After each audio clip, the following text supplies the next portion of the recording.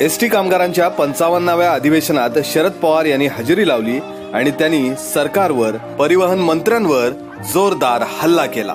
ST कर्मचाऱ्यांच्या समस्या न सोडवणाऱ्या सरकारला हे महागात पडेल असंही शरद पवार यावेळी म्हणाले. दापोलीतील आझाद मैदानात शरद पवार बोलत होते. एसटी कामगारांना अनेक वर्षापासून जो गणवेश दिला जात होता त्याच्यासाठी 10 ते 15 कोटी रुपये खर्च करत होते. आता 80 ते 85 कोटी रुपये खर्च करायला लागले. याचा अर्थ हा की या एसटीकडे बघण्याचा दृष्टिकोन ही एक दुभती गाय आहे आणि ती दुभती गाय म्हणून आज एसटीकडे बघण्याचा दृष्टिकोन ठेवून कोणत्याही एसटीकडे बघत असेल तर हे एसटी उद्ध्वस्त करणार आहेत. पण जो कोणी एसटी उद्ध्वस्त करणार नाही त्याला उद्ध्वस्त करण्याची ताकद ही एसटी कामगारांच्या मध्ये याच्याबद्दल माझ्या मनामध्ये. तुम्ही 1967 साली मी पहिल्यांदा महाराष्ट्राच्या विधानसभेला उभं राहिलो. त्याला झाली आज 52 वर्ष. आणि त्यावेळी एसटी कामगार संघटनेच्या लोकांनी काय कोणास बारामती डेपोच्या लोकांनी ठरवून मला मदत करायची. आणि नंतर मी चौकशी केली. मला काही लोक सांगायला लागले की एसटीचे लोक तुमचं काम चांगलं करतायत. त्याच्यावर एसटी माझं काम कसं करतायत? नाही म्हणजे ते करतात म्हणजे काम बसते. मी म्हणजे पण तो प्रचार कसा करते? त्याला प्रचार करण्याचा अधिकार नाही, काही नाही कसं करते? काय नाही म्हणजे आपली गाडी एका गावाला दुसऱ्या गावाला सुटली की वरीच कंडक्टर सांगतो. तेव्हा आम्ही रस्त्यात वडगावला थांबलो होतो. गाडी थांबली, सहज चौकशी केली गावात काय चाललंय. सगळ्या गावातून रस्त्याचं फवाराचं नाही जोर म्हणजे पुढच्या गावाला गेलो म्हणजे तिथे एसटी थांबवली. तिथे विचारलं काय चाललंय गावात. एकच नाव म्हणजे फवाराचं फक्त. बसल्या फरच्या त्या बसल्या 40-50 लोक जे गाडीमध्ये होते त्यांच्या डोसक्यावर घातलं की कुठल्याही गावात गेलं तर ह्याचा प्रचार लोकांनी स्वीकारला आहे. हे लोक याच्या मागे आहेत आणि त्याचा परिणाम गावागावात घरातून शब्द गेला की आम्ही एसटीने गेलो की गावोगाव काय चाललंय हे कळतंय. आणि ही गावोगाव काय चाललंय खरं तर बरोबर सांगण्याची ताकद जर तुमच्यामध्ये असेल आणि आज महाराष्ट्रामध्ये 67 लाख लोकांना रोज प्रवास देण्याच्या संबंधीची सुविधा देणारा हा घटक ज्यांच्या हातामध्ये त्यांनी जर 2 ते 3 दिवस फक्त हा उद्योग केला तर राज्य या ठिकाणी बदलल्याशिवाय राहणार नाही. एवढी जबरदस्त ताकद या तुम्हा लोकांच्या घरात. आपल्या गावाकडे एक म्हण असते, लबाडाच्या घरचा अवतार जेवल्याशिवाय खरं. एका गावामध्ये एक असाच लबाड होता आणि त्यांनी एक दिवशी जाहीर केलं गावामध्ये, सोमवारी जाहीर केलं म्हणजे येत्या रविवारी गावात कुणी चूल फेटवायची नाही. 11 वाजता बरोबर अमुक ठिकाणी एक थाळी ताट आणि वाटी घेऊन हजर राहील आणि आमच्याकडून सगळ्या गावाला जेवण मिळणार नाही. कुणी घरी चूल फेटवायची. जे गोड खातात त्याला गोड मिळेल, जे खारं खातात त्याला खारं मिळेल. सगळं गाव म्हणजे भारी घरी आपल्याला भेटणार. चांगली गोष्ट आहे. घरात सांगितलं कारभारीला सगळ्यांना की कुणी आता चूल फेटवायची नाही रविवारी. आणि सगळेजण गेले पक्षीला ताट वाटी घेऊन. बरोबर 11 वाजता लाईनी लागली. 11 वाजले, 12 वाजले, 1 वाजता कुठं खातात. फक्त असं फक्त चौकशी करायला गेले तर ते गाव सोडून गेला होता. आणि तेव्हापासून वाईट म्हणजे गावात बोललं जातं खेड्यापर्यंत लबाडाच्या घरचा उत्तर देवल्याशिवाय खरं नाही. एसटी आणि एसटीचा कर्मचारी हा माझा आहे, त्याच्यात सगळ्या फरसाची सोडवणूक मी करणार आहे हे सांगणं लबाडाच्या घरचा उत्तर आहे. ते आपल्याला पडणार नाही. याला बदलण्याचे आपल्या पद्धती पडणार नाही हे या निमित्तानं स्पष्ट झालेलं आहे. काय अशा वेगळ्या मागण्या केलं तुम्ही लोकांनी? पहिल्यांदा मी कधी असं पाहिलं नाही की वाटाघाटीमध्ये संघटनेच्या जनरल सेक्रेटरीला हजर राहायला परवानगी नाही. एसटीच्या इतिहासात कधी झालं नाही. हुकूम काढला की हनुमान तात्यांनी यायचं नाही का? रिचार्ज झाले. यापूर्वी भाऊ फाटक येत होते ते काही सेवेत होते. जॉर्ज फर्नांडिस येत होते ते काही सेवेत होते. महाराष्ट्राचा मुख्यमंत्री मी होतो. सरकारी कर्मचाऱ्यांच्या वतीनं त्यांच्या वतीनं वाटाघाटी करायला लोक यायचे. आज येतात कुठचे नावाचे ग्रस्त रिटायर झाले. तुम्ही कधी कोणते कामगार सरकारी नोकऱ्यांच्या नेत्याचं नाव ऐकलं असेल. रिटायर झाले, निवृत्त झाले ते सुद्धा महाराष्ट्राचे मुख्यमंत्री त्यांच्यावर वाटाघाटी करतात, चर्चा करतात, मार्ग काढण्याचा प्रयत्न करतात. एसटी कॉर्पोरेशन एकच कॉर्पोरेशन अशी आहे की तिथं मी जनरल सेक्रेटरी बोलणार नाही. एवढं घाबरलं हनुमंताचं. दिसायला साधा माणूस पण विचारायला फक्त कामगारांच्या हिताच्या बाबतीत तडजोड करण्याची भूमिका पक्की. कदाचित हे माहीत झालं असेल आणि म्हणून हुकूम काढला की जे निवृत्त झाले त्यांच्याची चर्चा नाही. अरे हनुमंताचे असो किंवा नसो, आज एसटीच्या असलेल्या 1 लाखाच्या पेक्षा अधिक कामगारांच्या पैकी कुठलाही कामगार तुम्ही त्या ठिकाणी चर्चेला बोलवला तर तुम्हाला एसटी कामगारांचं दुखणं स्वच्छ सांगितल्याशिवाय राहणार नाही. तुम्ही किती दहशत करा, दमदाटी करा, त्याचा काही परिणाम संघटनेत होणार नाही. अशी एक अवैध संघटना आज या ठिकाणची आहे. एसटी सुरू झाली 1 जून 1948 साली. 1 जून 1948 साली एसटी सुरू झाली. त्या एसटी खात्याचे परिवहन खात्याचे मंत्री कोण होते माहिती तुम्हाला? यशवंतराव चव्हाण, महाराष्ट्राचे भाग्य होते. त्यांनी ही एसटी सुरू केली. 1 जून 1948 सुरू केली. गाड्या किती होत्या, रूट किती होते? गाड्या होत्या काही 35 का 40 आणि रूट किती होते? 350. गाडी कसली होती? बेडफोर्ड नावाची एक कंपनी होती. त्या बेडफोर्डवरची गाडी सुरू झाली. आणि आज तुम्ही बघितलं 350 मार्गावर रूटवर चालणारी गाडी आज जी काही होते 30-35 ती 18,000 गाड्या आज सकाळी चालतात, रोज चालतात. आणि 67 लाख प्रवाशांना एका गावाहून दुसऱ्या गावात व्यवस्थित पोहोचवण्याचं काम आज एसटी करते. तुमच्या माहितीसाठी सांगतो, आशिया खंडात अशी दुसरी कुठलीही संस्था नाही की 67 लाख लोकांना रोज व्यवस्थित दिशेनं पुरवण्याचं संबंधीचं काम करतो. आणि म्हणून आपल्याकडे पद्धत होती, गाव तिथे रस्ता आणि रस्ता तिथे एसटी. अनेक वर्षापासून हे बघितलं. आणि आज ह्या एसटीला कुठे खेळ घालायचे चालले. शिवशाही गाडी दिसायला गाडी बरी दिसते. चौकशी केली, कामगारांनी सांगितलं हे भलतंच काहीतरी दिसतंय.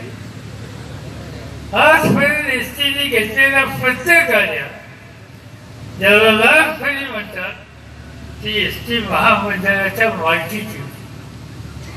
महामंडळाने पैसे घातले, गरज पडली तर राज्य सरकारने पैसे घातले. एसटी महामंडळाच्या इतिहासामध्ये एसटीने भाड्याच्या गाड्या कधी घेतल्या नाही. ती शिवशाही काढली आणि भाड्याच्या गाड्या त्या ठिकाणी आणली. आणि भाड्याच्या गाड्या आणून आज त्या ठिकाणी एक वेगळ्या पद्धतीचं आणि एका दृष्टीने हळूहळू एसटीला बाजूला करण्याच्या संबंधीचं एक कारस्थान आजच्या राज्यकर्त्यांनी केलेलं आहे. ते आपल्याला चालून द्यायचं नाही. आणि शिवशाही चालली किती याचा उल्लेख आता तत्कालीन केला, तुम्ही कोणतरी केला. 200-250च्या पेक्षा जास्त अपघात झाले. एसटीच्या इतिहासामध्ये असे अपघात कधी झाले नव्हते. चौकशी करण्यात आली ज्याचा उल्लेख या ठिकाणी केला. या शिवशाहीचे ड्रायव्हर कोण? अनेक ड्रायव्हर असेल की या त्या कारणानं एसटीतून ज्याला कमी केलं त्यांना त्या ठिकाणी नेमलं. एसटीचा ड्रायव्हर किती काळजी घ्यावी लागते, किती केस त्याच्या होतात, किती त्याची खबरदारी घेतली जाते. एसटीच्या इतिहासामध्ये कधी असं झालं नाही की एसटी चालवण्याच्यासाठी, शिवशाही चालवण्याच्यासाठी 3 व्हीलरचा ड्रायव्हर त्या ठिकाणी नेमला. याचा अर्थ एका बाजूला एसटीच्या संबंधीचा धोका आहे, पण त्या एसटीने प्रवास करणारा प्रवासी आहे त्याच्या जीवाला सुद्धा धोका आहे. हे चित्र त्या ठिकाणी बघायला मिळते. आणि म्हणून खऱ्या अर्थानं एवढ्या मोठ्या संख्येने उत्थानं तुम्ही या ठिकाणी आलेलं आहे. एसटीचं कंत्राटीकरण करण्याचा प्रयत्न सुरू झाला आणि या सगळ्या गोष्टीचा परिणाम कशावर होतोय तर एसटीच्या आर्थिक परिस्थितीवर. एसटी आर्थिकदृष्ट्या एवढी कधी जोडली झालेली नव्हती.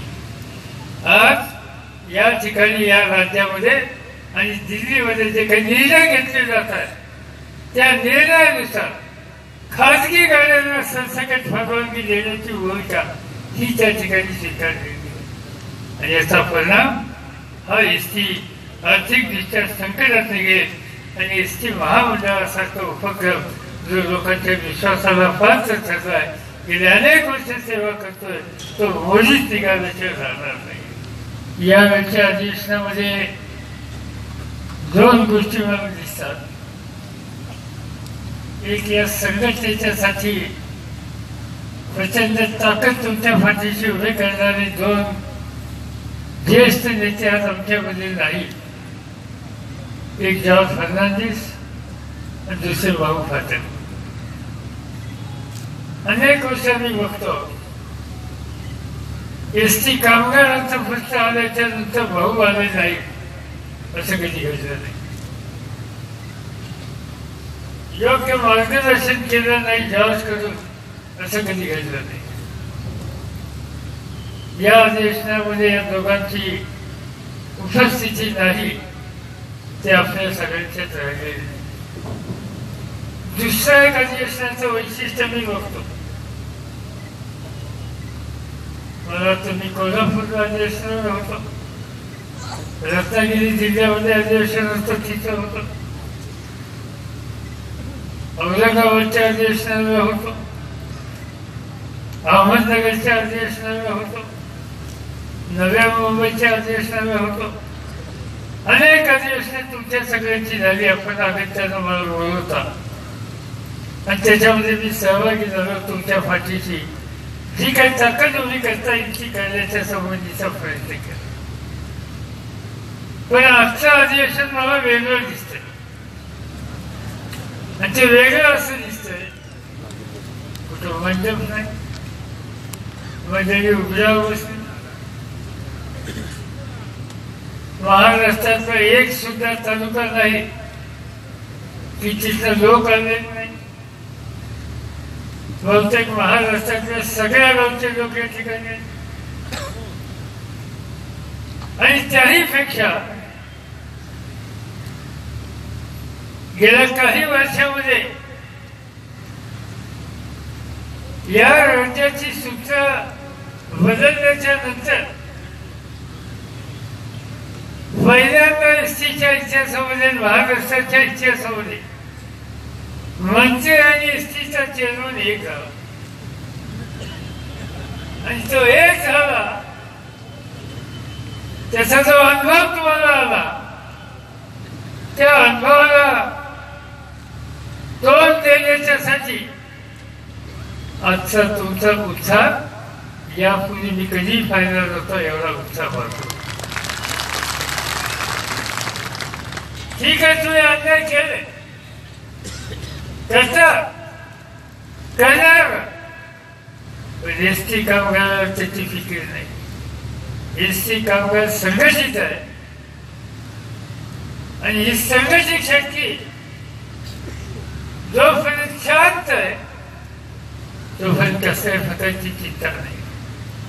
पण ही संघटित शक्ती एकदा उफाळून बाहेर आली तर महाराष्ट्रामध्ये सत्य बसलेल्या सरकारला फळता भोई झाल्याशिवाय जाणार नाही एवढी जबरदस्त ताकद आज एसटी कामगारांच्या मध्ये. काय तुम्ही मागण्या करतात? मागण्या असतात कामगार संघटनेच्या, राज्यकर्त्यांनी ऐकून घ्यायचं असतं. मी असं म्हणतोय की 100% तुम्ही मान्य करा, 90%, 80% काही ना काहीतरी मार्ग काढावा लागतो. आणि ही एकच संघटना अशी आहे की कधी सरकार अडचणीत आलं, एसटी बोर्ड महामंडळ अडचणीत आलं तर एसटी महामंडळ टिकण्याच्यासाठी वेळ प्रसंगी आम्ही सुद्धा त्याग करायला तयार आहोत ही सांगणारी एकमेव संघटना कुठची असेल तर ती महाराष्ट्र स्टेट ट्रान्सपोर्ट कामगार संघटना आहे. आणि मी अनेकदा बघितलेलं, आज या ठिकाणी आपण बोलतो, तुम्हाला विश्वासात न घेता करार केला. मी गेल्या 50 वर्षात असा करार पाहिला नाही की करार केला. करार कुणाशी करायचा असतो? संघटनेशी करायचा. इथं करार केला पण संघटनेच्या वतीनं कुणाची सही त्या करारावर नाही, कारण हा करार संघटनेच्या कुणालाही मान्य नाही. आणि रावते साहेब सांगतात की आम्ही करार केला, प्रश्न सोडवला. हा 16 आणि 20 मधला करार सांगितलं गेलं 4,800 काहीतरी कोटी दिले. सांगितलं गेलं 32 आणि 48% वाढ देण्यात आली. माझ्या वाचनात आलं, मी तात्याला फोन केला, म्हणजे अभिनंदन, 40 आणि 48% म्हणजे वाढ तुम्ही मिळवला, यशस्वी झाला. मग ते म्हणजे कसं काय? कोणी सांगितलं तुम्हाला? म्हणजे छापून आलं ते म्हणजे खरं नाही. खऱ्या अर्थानं ती वाढ 17 ते 25% वर नाही. जे काही सांगितलं ते काही खरं नाही. मंत्र्यांनी सांगितलं की आम्ही वाढ इतकी दिली. एसटी कामगार माझे कामगार आहे, मी पालक आहे, त्यांची मागणी पूर्ण करणारा मी आहे.